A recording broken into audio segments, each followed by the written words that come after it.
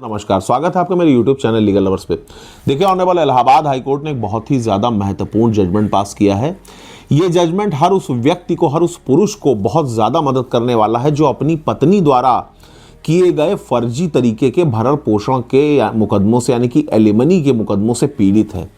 जो ज़बरदस्ती अपनी पत्नी द्वारा किए गए एलिमनी के, यानी कि भरण पोषण के मुकदमों के चलते उसको ज़बरदस्ती पैसा देने को मजबूर किया जाता है, रिकवरी वारंट उसके खिलाफ जारी हो जाता है, वो बेचारा गिरफ्तारी के डर से अपना सब कुछ बेच करके, गिरवी रख करके, लोन लेके, उधार लेकर किसी तरीके से जा करके कोर्ट में पैसा जमा करके और कोर्ट को ये बताता है कि साहब हमने ये भरण पोषण की धनराशि इनको दे दी, लिहाजा हमको राहत प्रदान की जाए। इस तरीके के जो भी पीड़ित पुरुष वर्ग के लोग हैं उनके लिए ये जो निर्णय है वो बहुत ज़्यादा कारगर साबित होने वाला है। मैं आपको बता दूं कि चंदौली की फैमिली कोर्ट ने गुड़िया नाम की एक महिला, जिसने अपने पति के खिलाफ भरण पोषण का मुकदमा किया था और सिर्फ इस आधार पे किया था कि उसका पति गरीब था,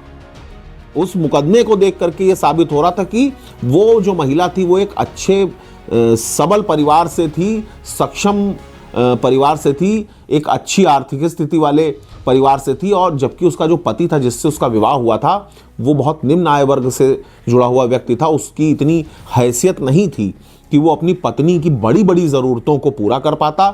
और इन्हीं चीज़ों के चलते उसकी पत्नी ने उस व्यक्ति के खिलाफ 125 CRPC यानी कि भरण पोषण का मुकदमा फाइल किया था। लेकिन जब चंदौली की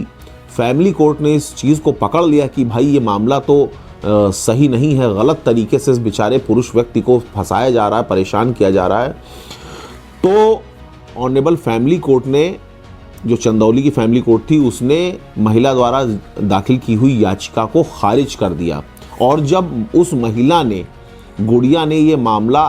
क्रिमिनल अपील के माध्यम से ऑनरेबल इलाहाबाद हाई कोर्ट के समक्ष रखा, तो इलाहाबाद हाई कोर्ट ने भी फैमिली कोर्ट द्वारा पारित किए गए निर्णय को डिटो कर दिया और सही करार देते हुए उस पर मुहर लगा दी, और ये स्पष्ट आदेश पारित किया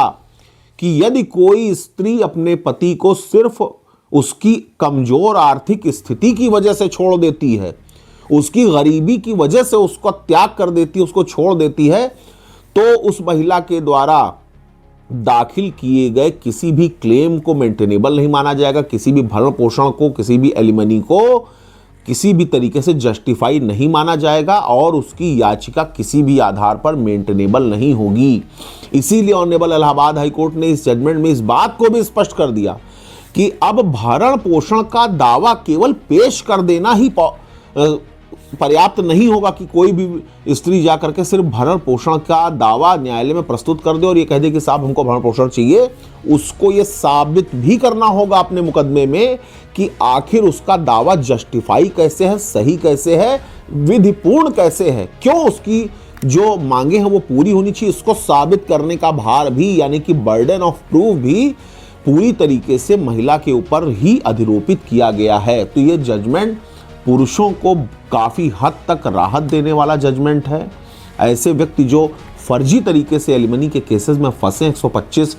के मुकदमों में फंसे हैं, भरण पोषण की धनराशि ज़बरदस्ती देने को मजबूर हैं, उनके लिए ये निर्णय बहुत ही ज़्यादा स्वागत योग्य है, महत्वपूर्ण है। जजमेंट का नाम आपको मैं फिर बता दूं कि गुड़िया वर्सेस स्टेट ऑफ यूपी ये जजमेंट है, और आप वेबसाइट पर जाकर के इस जजमेंट को डाउनलोड कर सकते हैं। धन्यवाद।